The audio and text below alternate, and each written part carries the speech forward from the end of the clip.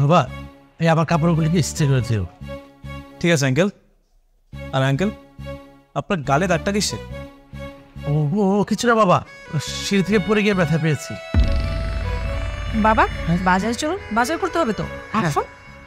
Uncle একটু দেখে শুনে চলাফেরা করবেন, রাস্তাঘাটে যে অবস্থা, কত অঘটন ঘটছে।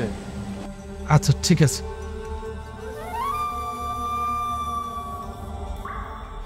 আঙ্কেল এটার ভেতর আমাকে কি ইশারা করবে?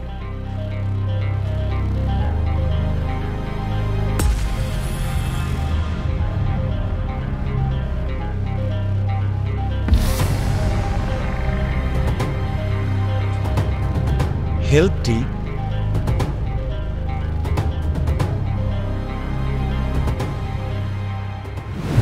বাবা আমার কাপড়গুলো আয়রন হয়েছে। জি আঙ্কেল, কাপড়গুলো হয়ে গিয়েছে, এই যে।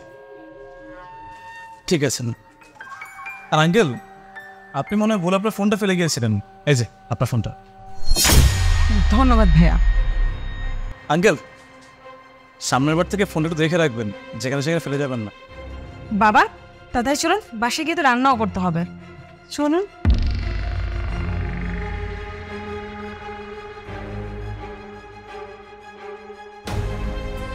জি স্যার, ওরা চলে গেছে। জি।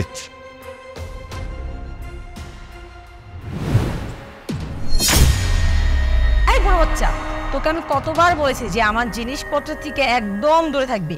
তুই আমার ফোন ধরে সাহস কোথায় পেলি? হ্যাঁ বাবা মোবাইলে ওয়াজ শুনছি। ও আচ্ছা, এই বুড়ো বয়সে আবার ওয়াজ শোনার শখ জেগেছে। দাঁড়া, আজকে তোকে আমি এমন মার মারবো না, সারাদিন খালি ওয়াজে গেতে থাকবি। এখন তো শুধু মুখে দাগ বসেছি, এমন মার মারবো পুরো শরীরে এখন দাগ পড়ে যাবে। দাঁড়া তুই। বাবা বাবা তুমি আমাকে আর আঘাত দিও না বাবা। তুমি একবার চিন্তা করো, এলাকার মানুষ তো শুনে তারা আমাকে কি বলবে? আমার কথা নয় বাদে দিলাম, তোমার কথা শুনে তোমাকে কি বলবে? আর যদি আমার ছেলে বেঁচে থাকতো, তুমি এগুলো কিছু করতে পারতে? ও আচ্ছা, এখন তুই আমাকে শিখাবি না আমার কি করা উচিত কি করা উচিত না? তোর মুখ ইদানিং না বেশি চলতেছে। দাঁড়া, আমার তো উচিত তো পুরো মুখটা একবার বন্ধ করে দেওয়া। সেই কাজ তো করতে পারবো না, কিন্তু তোকে না আমি এমন শিক্ষা এখন দিব, তুই মুখ খোলার আগে 10 বার চিন্তা করবি। দাঁড়া তুই, আজকে তোর খবরই আছে। কি ব্যাপার, এখন কি আসলো? এই বড়, মুখ একদম খুলবি না, চুপচাপ এখানে বসে থাক। যদি একটা সাউন্ড করেছিস, তোর একদিন কি আমার একদিন।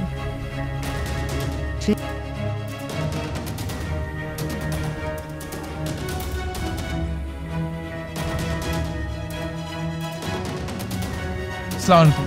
ওয়ালাইকুম আসসালাম। আপনার নাম কি মেঘলা? জি। আপনার শ্বশুরের সঙ্গে আমি কিছু কথা বলতে যাচ্ছিলাম।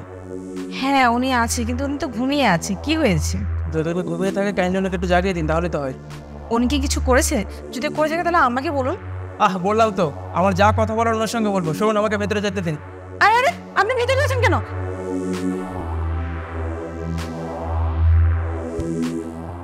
কি আজব বলুন তো, আপনি কারো পারমিশন ছাড়া কি যাই কারোর বাসায় ঢুকে যাবেন নাকি? ও আচ্ছা, আপনি তাহলে সেই মানুষ যাকে আমি খুঁজছিলাম। এবার বলুন তো, আপনার কপালে আঘাত কে করেছে? স্যার স্যার ওই খারাপ পেটা আমার এই অবস্থা করেছে স্যার। আমাকে 3-24 ঘন্টা টর্চার করে। আমার ছেলের বউ, আমি ভেবেছিলাম আমার ছেলে মারা যাওয়ার পর হয়তো আমার অ্যাকশন করবে, কিন্তু আমার অ্যাকশন করে না। আমাকে 3-24 ঘন্টা শুধু মারে। ওর চাই আমার সয় সম্পত্তি। না স্যার, আমার শ্বশুর মশাই মিথ্যা কথা বলতেছে। উনি আমার বাবার মতন। আমি আমার বাবার মতন একজন মানুষের সাথে এরকমটা করতে পারি? আপনিই বলুন। আর উনি যে এসব বলছে, এগুলো প্রমাণ কি? বা আপনার কাছে বা কি প্রমাণ আছে যে আমি ওনাকে মারধর করি?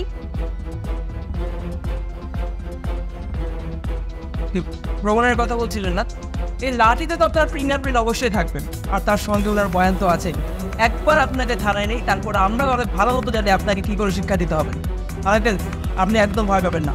আপনার সঙ্গে আমরা আইন শৃঙ্খলা বাহিনী সর্বদা নিয়োজিত হয়। আপনি থানায় চলুন, চলুন। আরেকজন আমাদের সঙ্গে আপনি আসুন, ওনার এগেস্টে সাক্ষী আপনি দেবেন। আসুন।